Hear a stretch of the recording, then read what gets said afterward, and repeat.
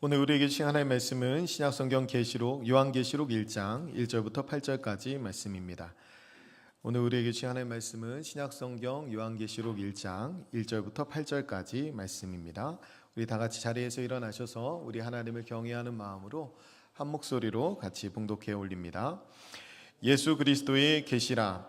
이는 하나님이 그에게 주사 반드시 속히 일어날 일들을 그 종들에게 보이시려고 그의 천사를 그 종 요한에게 보내어 알게 하신 것이라. 요한은 하나님의 말씀과 예수 그리스도의 증거 곧 자기가 본 것을 다 증언하였느니라. 이 예언의 말씀을 읽는 자와 듣는 자와 그 가운데에 기록한 것을 지키는 자는 복이 있나니 때가 가까움이라. 요한은 아시아에 있는 7교회에 편지하노니 이제도 계시고 전에도 계셨고 장차 오시리와 그의 보좌 앞에 있는 7영과 또 충성된 증인으로 죽은 자들 가운데에서 먼저 나시고 땅의 임금들의 머리가 되신 예수 그리스도로 말미암아 은혜와 평강이 너희에게 있기를 원하노라. 우리를 사랑하사 그의 피로 우리 죄에서 우리를 해방하시고 그의 아버지 하나님을 위하여 우리를 나라와 제사장으로 삼으신 그에게 영광과 능력이 세세토록 있기를 원하노라. 아멘. 볼지어다 그가 구름을 타고 오시리라. 각 사람의 눈이 그를 보겠고 그를 찌른 자들도 볼 것이요 땅에 있는 모든 족속이 그로 말미암아 애곡하리니 그러하리라. 아멘. 주 하나님이 이르시되 나는 알파와 오메가라. 이제도 있고 전에도 있었고 장차 올 자요 전능한 자라 하시더라. 아멘. 자리에 앉으셔도 됩니다. 우리 호산나 찬양대에서 찬양으로 우리 하나님께 영광 올려드리겠습니다.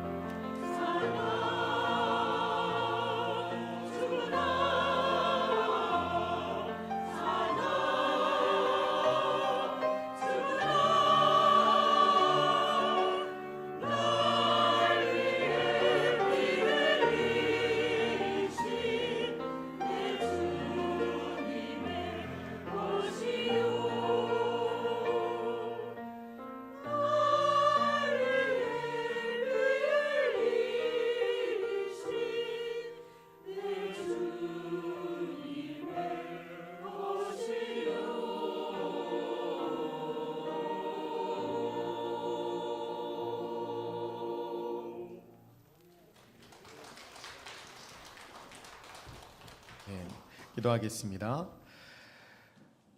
찬양과 영광을 받기에 합당하신 아버지 하나님, 우리가 사나 죽으나 주님의 것 되게 하시니 감사합니다.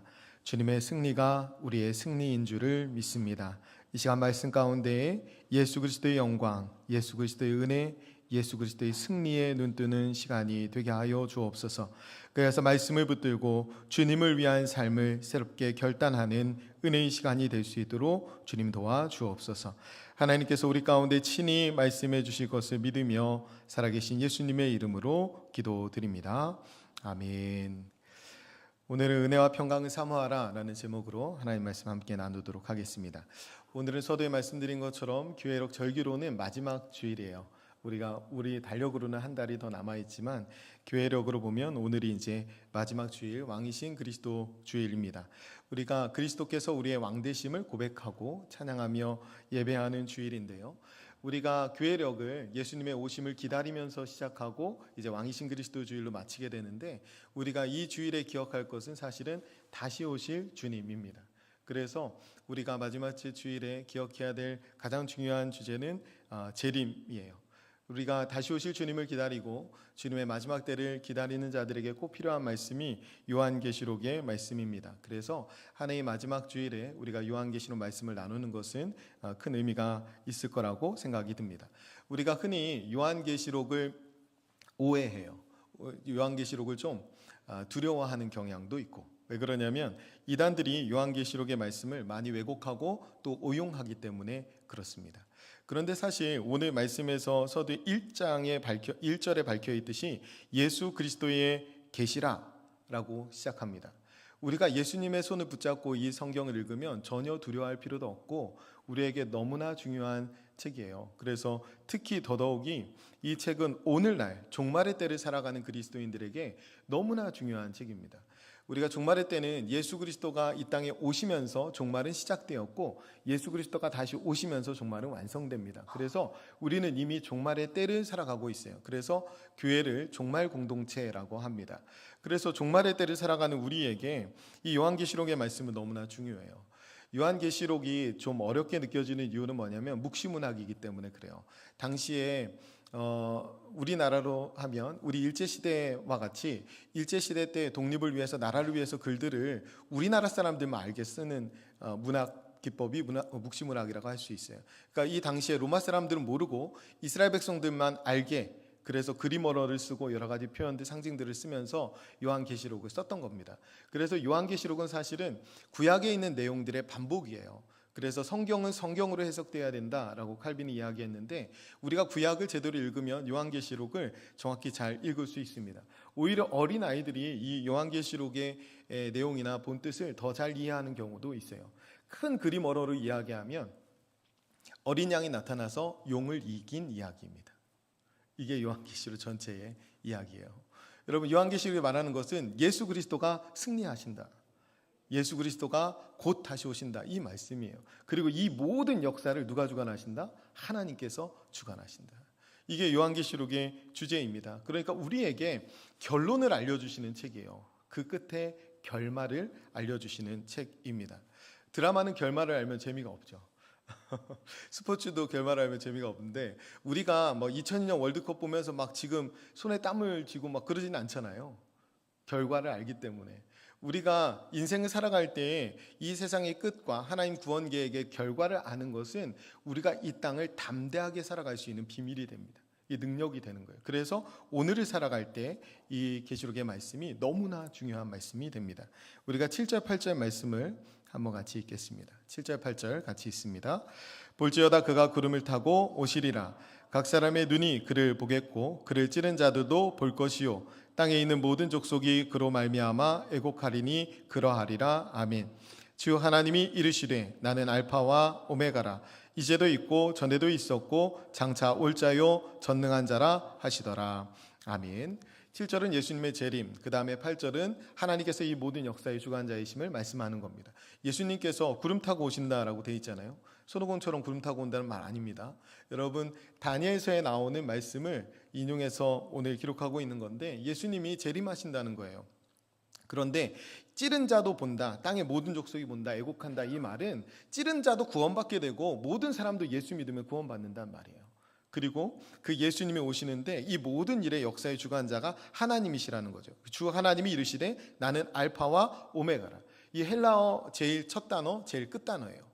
그러니까 예수님, 하나님께서 내가 처음과 나중이다 이렇게 말하는 거예요. 시작할 때만 하고 멀리 계시다가 마지막에 짠 나타나는 그런 하나님 아니라 처음부터 끝까지 모든 것들을 책임지시는 하나님. 그래서 시작과 끝을 책임지시는 하나님. 그래서 나는 알파와 오메가다 라고 말하는 하나님의 본 의미는 뭐냐면 나는 시작한 일을 내가 마무리한다 이 말이에요. 하나님. 예수님 보내시면서, 그리고 그 하나님이 누구라고 하냐면 나는 전능한 자라 이렇게 말합니다. 그 전능하신 하나님이 예수님을 통해서 우리를 구원하시고 예수님 이 땅에 다시 보내실 때 그 구원을 완성하신다는 사실을 믿는 것, 그것이 우리 신앙에 너무나 중요한 믿음입니다. 우리는 이 역사의 주관자가 하나님이 되신다는 사실을 이 요한계시록을 통해서 더욱 확신하게 될 수 있어요. 하나님 우리에게 결말을 알려주시고 결론을 보여주십니다. 그러므로 이 책은 궁극적으로 그리스도인들에게 사실은 힘과 위로와 소망을 주는 책이에요. 하나님, 전능하신 하나님이 온 세상을 붙들고 계시다. 예수님이 곧 다시 오신다. 이 사실이 우리를 살게 합니다. 그래서 오늘 고난과 유혹이 있는 이 땅을 살아갈 때에 우리에게 힘과 위로를 주는 책이기 때문에 이 요한계시록이 너무나 중요한 거예요. 우리가 1절부터 3절까지 말씀 한번 같이 읽겠습니다. 1절부터 3절까지 말씀 같이 읽습니다. 예수 그리스도의 계시라. 이는 하나님이 그에게 주사 반드시 속히 일어날 일들을 그 종들에게 보이시려고 그의 천사를 그 종 요한에게 보내어 알게 하신 것이라. 요한은 하나님의 말씀과 예수 그리스도의 증거 곧 자기가 본 것을 다 증언하였느니라. 이 예언의 말씀을 읽는 자와 듣는 자와 그 가운데 기록한 것을 지키는 자는 복이 있나니 때가 가까움이라. 아멘. 요한계시록은 하나님의 역사와 예수님의 재림, 예수님의 승리에 대한 말씀이에요. 그래서 종말의 때를 살아가는 우리에게 너무나 필요한 말씀입니다. 그래서 요한사도는 이 계시록을 읽고 듣고 지키는 자가 복이 있다고 말합니다. 읽고 듣고 지키는 자가 복이 있습니다. 왜냐하면 그 재림의 때가 가까이 오기 때문에 그래요. 그래서 우리가 마지막 때를 기억하면서 깨어있는 삶을 살아가기 위해서 이 요한계시록의 말씀이 너무나 중요합니다. 여러분, 창세기에서 보면 하나님과 동행한 유명한 인물 에녹이 등장합니다. 에녹은 평생 동안 하나님과 동행한 거 아니에요. 에녹이 300세가 됐을 때부터 하나님과 동행하고 365세에 죽음을 보지 않고 들림을 받습니다. 이러면 에녹이 300세 때 무슨 일이 일어났어요? 에녹이 300세 때 아들 무드셀라를 낳았습니다. 무드셀라를, 우리 성경에 나온 인물 중에 가장 오래 사는 인물이 무드셀라예요. 무드셀라가 언제 죽냐면 노아가 600세 때 홍수가 일어날 때 무드셀라가 죽습니다. 그러니까 에녹이 태어날 때 무드셀라의 이름 안에 이름 뜻에 심판이 있어요. 이 아들이 죽을 때 심판이 임한다. 이 사실을 에녹은 알았던 거예요. 그래서 아들을 낳은 때부터 동행하는 겁니다. 하나님과. 우리가 요한계시록의 말씀을 붙들고 살아간다는 것은 하나님과 동행한다는 거예요. 우리가 심판을 알고 결론을 알면 오늘 깨어있는 삶을 살게 됩니다. 우리가 요한계시록의 말씀을 통해서 종말의 때를 살아가는 우리가 에녹과 같이 하나님과 동행하기 위해서 오늘 우리가 반드시 누려야 될 복이 무엇인지 오늘 하나님께서 우리에게 깨우쳐 주시고 그 복을 누리게 되는 저와 여러분 되시기를 간절히 축원드립니다. 우리가 4절부터 6절까지 말씀 한번 같이 읽습니다. 요한은 아시아에 있는 7교회에 편지하노니 이제도 계시고 전에도 계셨고 장차 오시리와 그의 보좌 앞에 있는 7영과 또 충성된 증인으로 죽은 자들 가운데에서 먼저 나시고 땅의 임금들의 머리가 되신 예수 그리스도로 말미암아 은혜와 평강이 너희에게 있기를 원하노라. 우리를 사랑하사 그의 피로 우리 죄에서 우리를 해방하시고 그의 아버지 하나님을 위하여 우리를 나라와 제사장으로 삼으신 그에게 영광과 능력이 세세토록 있기를 원하노라. 아멘. 오늘 제목이 은혜와 평강을 사모하라입니다. 그러니까 여러분 결론이 이미 제목에 다 담겨 있어요. 우리가 하나님이 주시는 은혜와 평강을 사모하면 됩니다. 오늘 성경에 7교회라고 나오는데 요한계시록에 7이라는 숫자가 계속 나와요. 7교회, 7대점. 그러니까 하나님 입장에서 말하는 것은 대부분 7이에요. 7은 완전수잖아요. 그죠? 사탄의 수는 뭐예요? 666이죠. 6은 7에서 하나 모자란 숫자, 7을 흉내내지만 완전하지 않은 숫자, 그게 불완전한 6입니다. 그에 반해서 7은 완전한 숫자예요. 그래서 이 7을 계속 따라가면서 읽다 보면 요한계시록이 끝나요. 그런데 7은 완전수를 의미하는데 하나님의 역사를 의미하는 겁니다. 오늘 7교회를 말하는데 사실 이 7교회는 실제로 이 아시아 지역에 있었던 7교회를 말하는 것이기도 하지만 모든 교회를 뜻하는 말이에요. 그러니까 이 7교회는 모든 교회를 상징하는 말이기도 합니다. 우리가 예수 그리스도로 말미암아 은혜와 평강이 너에게 있기를 원하노라라는 부분이 있기 때문에 우리가 은혜와 평강이 예수님으로부터 오는 줄 아는데 그렇지 않아요. 은혜와 평강은 삼위일체 하나님으로부터 옵니다. 이 앞에 보면 4절에 이제도 계시고 전에도 계셨고 장차 오시리 누구입니까? 네, 하나님이십니다. 우리가 이것을 예수님으로 오해하고요. 예수님은 밑에 나와요. 이게 성부 하나님, 그 다음에 그의 보좌 앞에 있는 7영, 이건 누굽니까? 성령 하나님. 7영은 이사야서하고 스가랴서에 이분이 성령 하나님이라고 이미 기록되어 있어요. 그래서 이 7영은 성령 하나님, 그 다음에 충성된 증인, 죽은 자들 가운데서 먼저 나신, 죽은 자들 가운데서 먼저 난다는 것은 부활의 첫 열매가 되신다는 거예요. 당연히 예수 그리스도. 밑에 나와요. 이분은 땅의 임금의 머리가 되신 예수 그리스도로 말미암아. 그러니까 여러분 이 은혜와 평강은 성부 하나님, 성자 하나님, 성령 하나님을 통해서 오는 것입니다. 그래서 오늘 이 말씀을 제가 한 문장으로 정리해서 여러분에게 말씀드리면 모든 교회는 삼위일체 하나님이 주시는 은혜와 평강을 누려야 합니다. 모든 교회는 삼위일체 하나님이 주시는 은혜와 평강을 누려야 돼요. 여러분 교회에 다니고 여러분이 예수님을 믿는 궁극적인 이유가 뭐예요? 예수님을 믿는 궁극적인 이유는 예수 천당 불신 지옥입니다.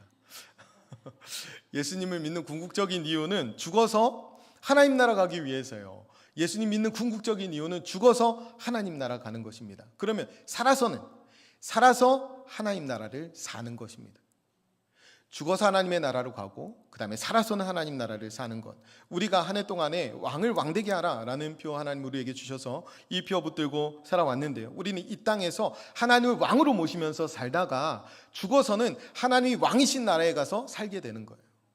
그 나라를 왕이신 주님과 함께 들어간다는 거죠. 우리가 아까 찬양했잖아요. 문들아 머리 들어라. 이거 시편 24편에 나오는 말이에요. 우리가 시편 23편에 여호와를 목자로 모시고 살아가는 사람들은 시편 24편의 복을 받게 됩니다. 시편 24편은 어떻게 돼요? 문들아 머리 들어라. 이 문이 뭐예요? 천국문이 머리 들라는 말이에요. 우리가 들어갈 때 우리 앞에 누가 가셔요? 예수님이 가시기 때문에 천국문이 열릴 수밖에 없어요. 우리의 의나 우리의 공로로 가는 것이 아니라 예수님의 능력으로, 예수님의 영광으로 가는 거예요. 예수님의 승리로. 그래서 영광의 왕이 들어가신다. 문들아 머리 들어라. 우리가 선포할 수 있는 거예요. 우리에게 아무것도 없더라. 그래서 이 땅에 예수님을 왕으로 모시고 살다가 하나님의 왕이신 그 나라에 예수님과 함께 들어가는 것. 이것이 예수 믿는 궁극적인 이유입니다. 그래서 예수 믿는 이 궁극적인 목적은 죽어서 하나님 나라에 가는 것, 살아서 하나님 나라를 사는 것. 그러니까 뭐가 중요해요? 하나님 나라가 중요해요. 하나님 나라가 제일 중요합니다. 성경 전체의 주제는 다 하나님 나라예요. 하나님 나라로 성경은 다 읽힙니다. 그 하나님 나라는 그럼 무엇으로 통치하는 나라냐? 오늘 말씀에 나오죠. 은혜와 평강으로 통치하는 나라입니다. 은혜에 반응하는 하나님의 사람들이 평강을 누리며 하나님의 백성답게 살아갈 때 하나님의 나라는 이 땅에 오게 됩니다. 그래서 하나님의 나라는 은혜와 평강으로 다스리는 나라예요.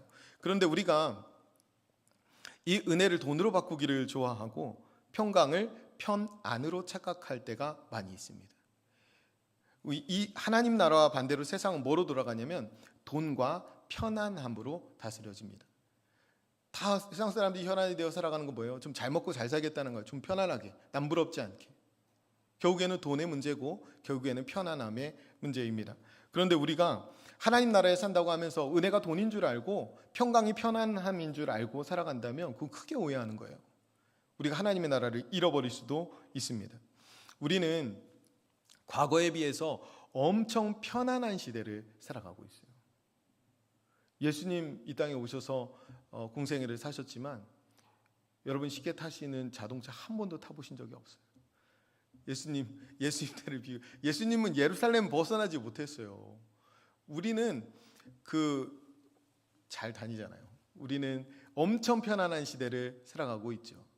그런데 편안한 시대를 산다고 해서 평강이 보장되는 것은 아닙니다. 우리나라를 행복한 나라라고 하지 않잖아요. 자살률이 꽤 높은, 거의 1위인 나라라고 하잖아요. 그런데 외국 사람들이 우리나라에 보면 치안도 너무 잘 되고 너무 편안하다고 그래요. 이런 편안과 평강을 혼동하시면 안 돼요. 이런 편안하다고 해서 평강이 보장되는 건 아닙니다.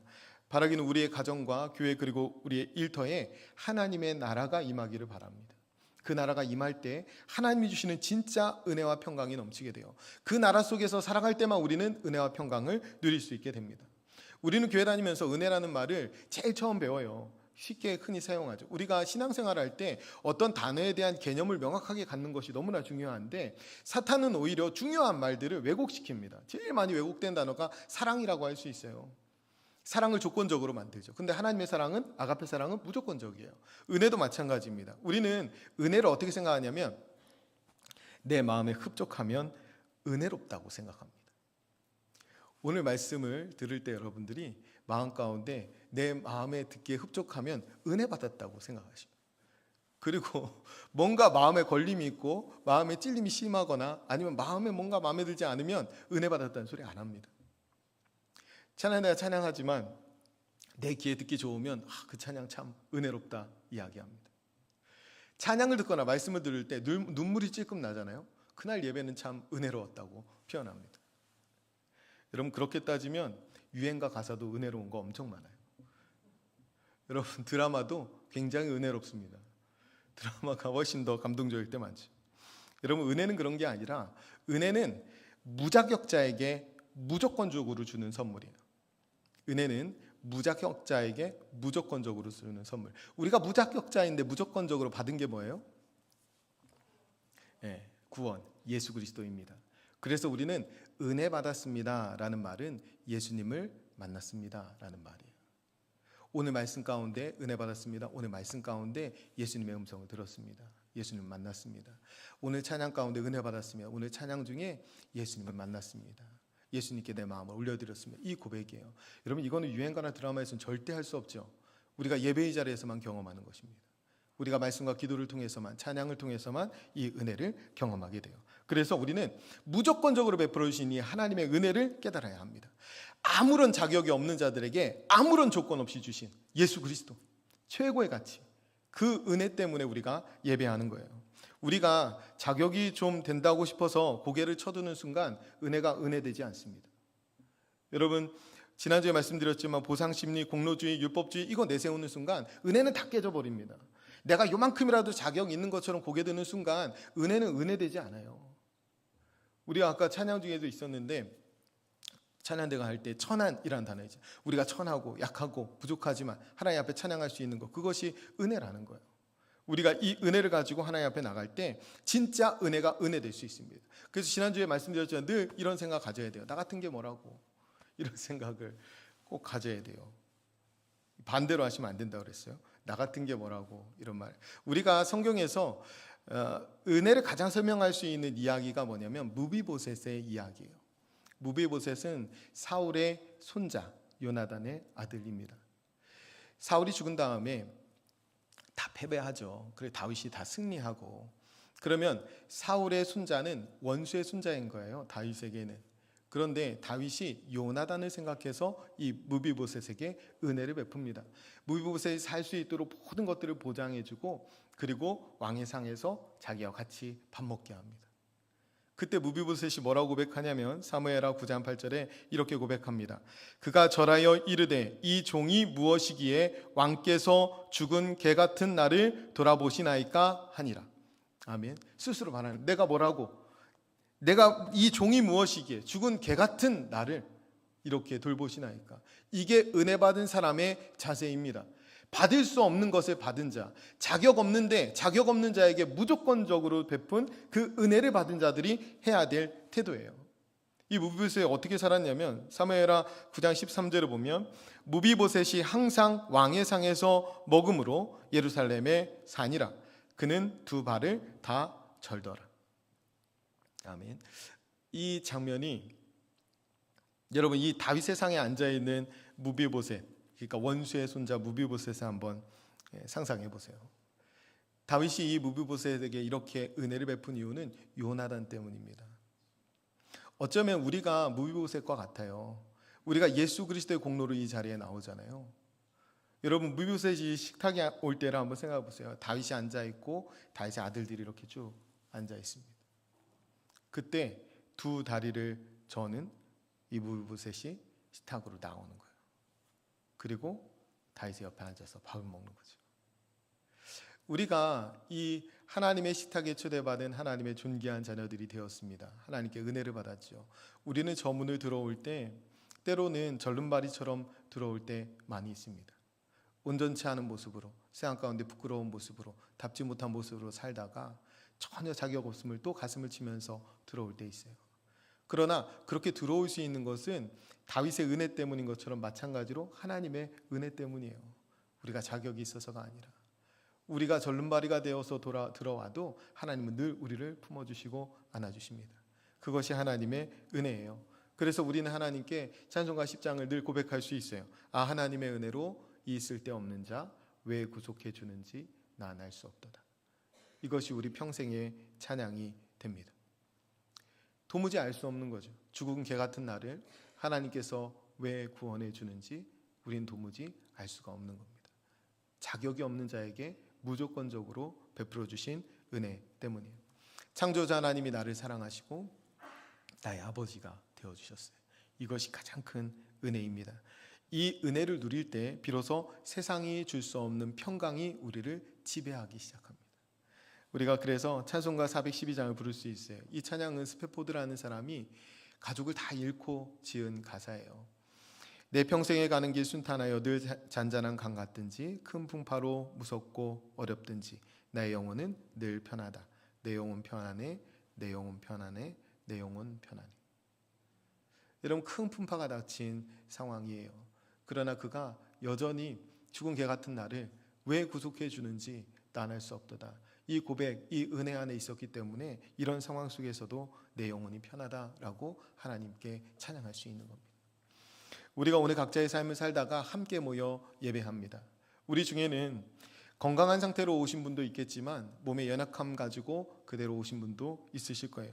누구는 부유하고 넉넉한 삶을 살다가 이 자리에 오신 분도 계시겠지만 그렇지 않은 부족과 결핍 가운데 살다가 이 자리에 오신 분도 있을 겁니다. 누군가는 세상적으로 조금 편안한 삶을 살다가 오셨을 수도 있고 누군가는 세상적으로 좀 불편한 삶을 살다가 오셨을 수도 있어요. 누군가는 삶이 녹록지 않아서 밤새 뒤척이다가 오늘 이 자리에 오신 분이 계실지도 모르겠습니다. 그러나 우리 모두는 동일한 은혜를 누립니다. 이 자리에서 하나님 주시는 동일한 은혜를 누려요. 그래서 우리가 예배의 자리에서 늘 고백하는 것은 뭐냐면 하나님이 여기 계십니다. 그것으로 충분합니다. 이 고백을 해야 돼요. 우리의 삶의 모습이 어떠하든지 간에 하나님으로 나는 충분합니다. 죽은 개 같은 나에게 하나님이 이 은혜 베풀어 주셨으니 내가 그 은혜에 합당한 삶을 살겠습니다. 그 고백을 우리는 예배의 자리에서 합니다. 우리가 이 은혜를 통해서 우리 안에 평강이 밀려 들어오기 시작해요. 이 은혜를 깨달으면. 그러면 불편한 것들, 부족한 것들, 결핍이 있든 그게 별로 문제가 되지 않음을 깨닫게 돼요. 우리가 은혜를 알고 나면 평강이 밀려 들어옵니다. 그래서 내 영혼 평안해, 내 영혼 평안해, 내 영혼 평안해, 그렇게 우리도 찬양할 수 있습니다. 그래서 우리는 평생에 이 찬양 좋아하게 돼요. 찬송가 438장 높은 산이 거친들이 초막이나 궁궐이나 내 주 예수 모신 곳이 그 어디나 하늘나라 주 예수와 동행하니 그 어디나 하늘나라. 이 고백을 하는 거예요. 초막이나 궁궐이나 아무 상관없어요. 그것이 우리의 평강의 조건이 되지 못해요. 하나님의 은혜가 평강의 조건이 됩니다. 하나님이 주신 은혜와 평강으로 어떤 상황 속에서도 찬송이 끊이지 않는 저와 여러분 되시기를 주님의 이름으로 축원드립니다. 우리가 사실 교회를 마지막 절기에는 한 해 동안에 함께 신앙생활 하다가 먼저 천국으로 이사 가신 분들을 추억하고 하는 시간들도 있어요. 아동남 지사님 생각하면 투병 중이었지만 이 땅에서 특히 교회 안에서 천국처럼 사시다가 가셨습니다. 우리 모두가 고백하는데 그것이 신앙이고 그것이 은혜의 능력입니다. 여러분, 은혜가 고난을 이기게 합니다. 은혜가 고통을 이기게 해요. 여러분, 믿음이 약해지면 반대예요. 믿음이 약해지면 고난과 고통이 은혜를 잊어버리게 만듭니다. 그래서 우리는 은혜와 평강을 사모해야 돼요. 믿음이 굳건히 서서 하나님 앞에 나아가면 은혜가 이 고난과 고통을 이기게 합니다. 그래서 우리는 은혜로 강해지는 사람들이에요. 은혜로 강해져야 하는 사람들입니다. 여러분, 오늘 예배의 자리, 이 교회는 여러분이 이 은혜를 채우는 자리예요. 우리에게 동력과 에너지는 은혜입니다. 우리는 언제 문제가 생기느냐? 이 동력이 떨어지면 은혜가 생겨요. 여러분 잘 아실 거예요. 은혜가 떨어졌다고 하잖아요. 은혜가 떨어지면 빨간불이 켜진 거예요. 문제가 생깁니다. 그러나 은혜가 충만하면 뭐든지 가능해요. 이 에너지를 채우는 곳, 이곳이 교회입니다. 그래서 하나님의 은혜가 깨달아지면 살 힘이 생겨요. 하나님의 은혜가 깨달아지면 살 이유가 생깁니다. 바울이 공고함으로 하나님 앞에 간절히 기도했어요. 몸의 약함 때문에.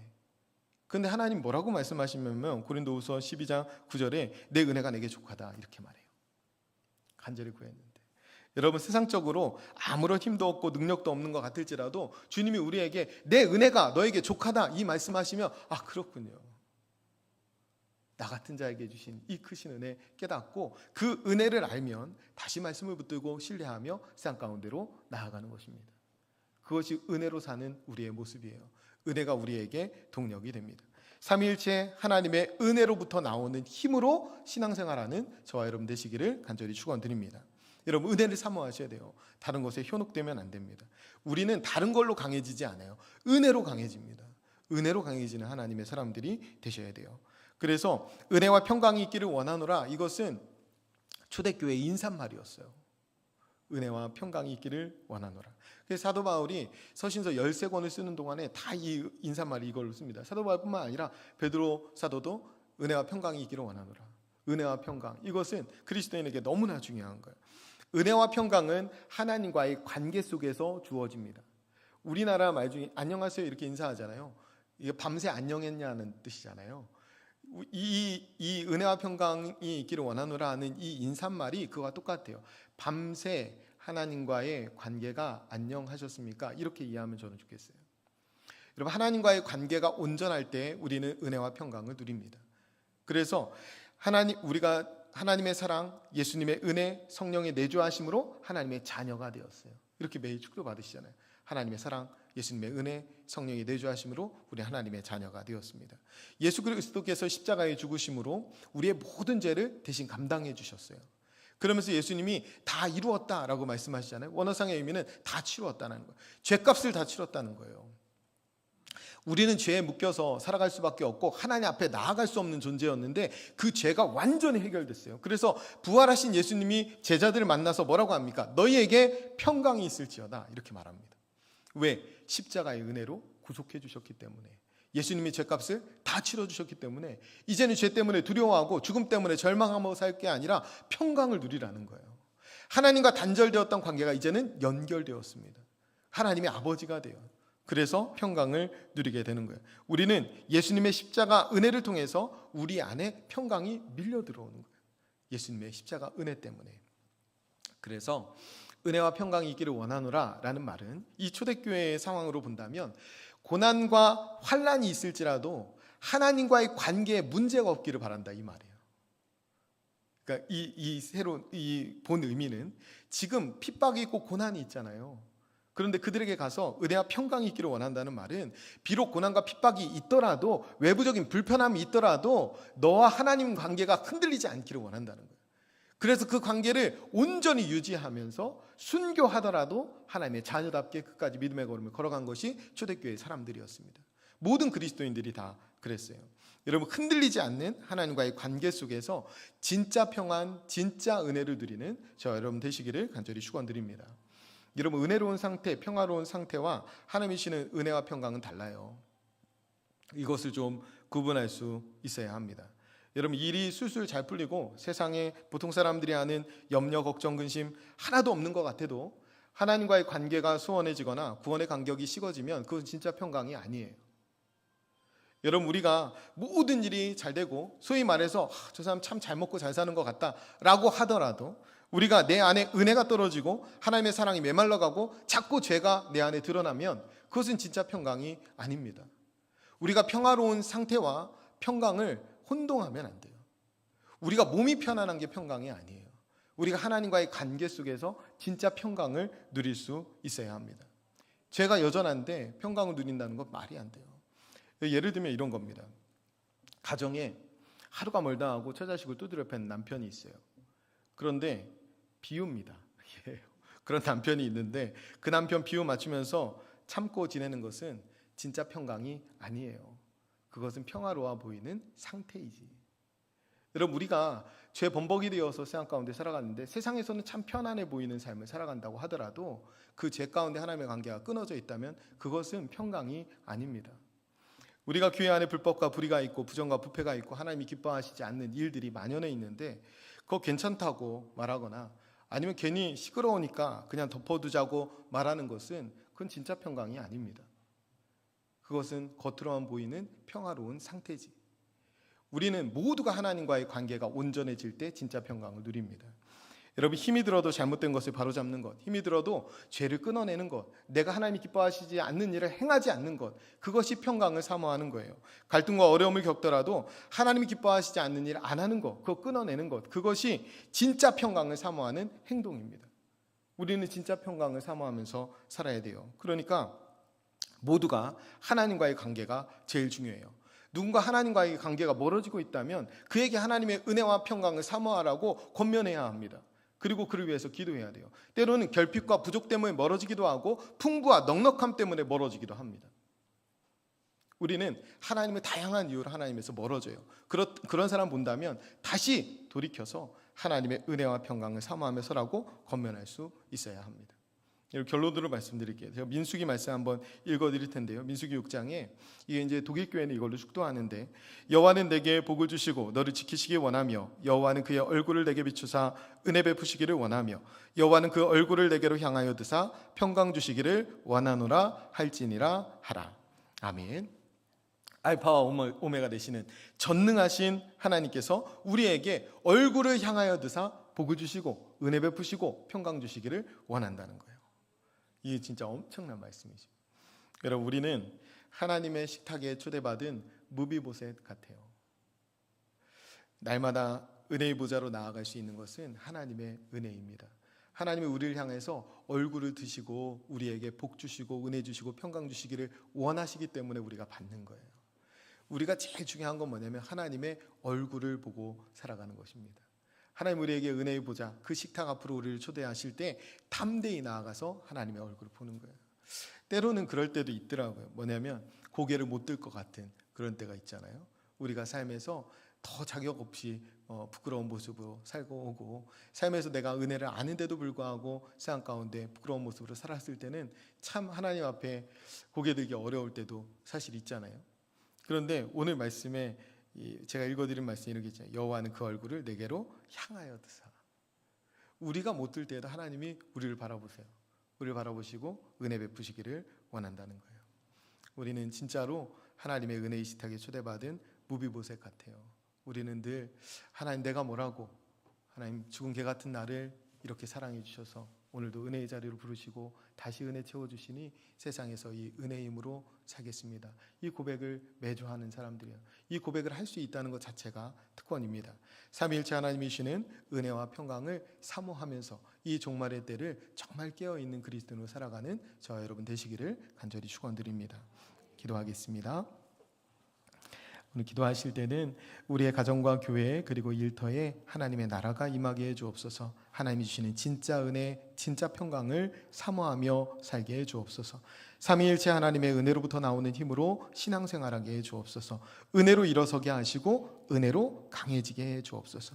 흔들리지 않는 하나님과의 관계 속에서 은혜와 평강을 누리며 살아가는 저희들이 되게 하여 주옵소서. 우리 말씀을 결단하면서 함께 통성으로 기도하겠습니다. 기도합니다. 은혜로우신 아버지 하나님, 오늘도 생명의 말씀으로 우리에게 채워주셔서 하나님 이 계시의 말씀 가운데 하나님 우리에게 은혜 주시고 다시 한번 깨달음 주시니 참 감사합니다. 아버지 하나님, 우리는 하나님의 나라 속에서 살아가는 하나님의 백성이 되었습니다. 은혜와 평강으로 통치하시는 그 하나님의 나라가 우리의 가정과 우리의 교회와 우리의 일터에 온전히 임하게 하여 주시옵소서. 하나님의 나라를 이루어가며 일구어가는 믿음의 사람들 되게 하여 주시고 하나님이 주시는 진짜 은혜와 평강을 사모하며 살아가는 살아가는 믿음의 백성들이 되게 하여 주시옵소서. 삼위일체 하나님, 그 하나님의 은혜로부터 나오는 힘으로 신앙생활하기 원합니다. 아버지, 우리가 예배의 자리에서 이 은혜의 에너지를 가득 채우게 도와주시고, 아버지, 새로운 한 주도 이 은혜의 힘으로 은혜에 합당한 삶을 살아가는 믿음의 백성들 되게 하여 주시옵소서. 아버지, 저희가 은혜로 다시 일어서기 원합니다. 은혜로 다시 강하여지기 원합니다. 하나님, 우리에게 은혜를 한량없이 부어주실 때에 아버지, 십자가 바라볼 때마다 다시 한번 일어서 힘을 얻게 하시고 다시 회복될 능력을 우리에게 베풀어 주시옵소서. 아버지, 흔들리지 않은 하나님과의 관계 속에서 아버지, 은혜와 평강 누리기 원합니다. 아버지, 우리가 외부에 어떤 상황과 어떤 환경이 있더라도 하나님 예수님이 십자가를 통해서 열어주신 이 하나님의 관계만은 놓치지 않는 믿음의 사람들 되게 하여 주시옵소서. 아버지, 잘못된 것을 바로잡게 하시고 하나님이 기뻐하시지 않는 일들을 끊어내게 하시며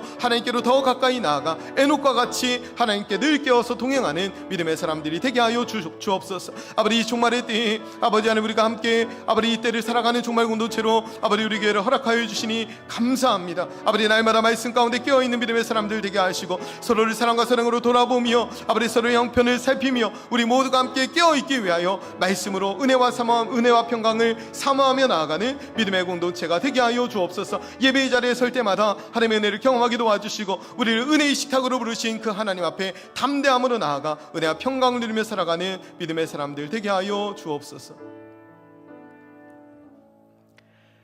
은혜로우신 하나님 아버지, 은혜와 평강으로 다스리시는 하나님의 나라에 살게 하시니 감사합니다. 은혜를 세상적인 복으로, 평강을 세상적인 편안함으로 착각하지 않게 해 주옵소서.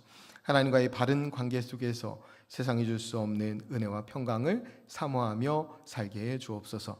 새로운 한 주도 하나님과 동행함으로 이 종말의 때에 깨어있는 삶을 살게 해 주실 것을 믿으며 살아계신 예수님의 이름으로 기도드립니다. 아멘.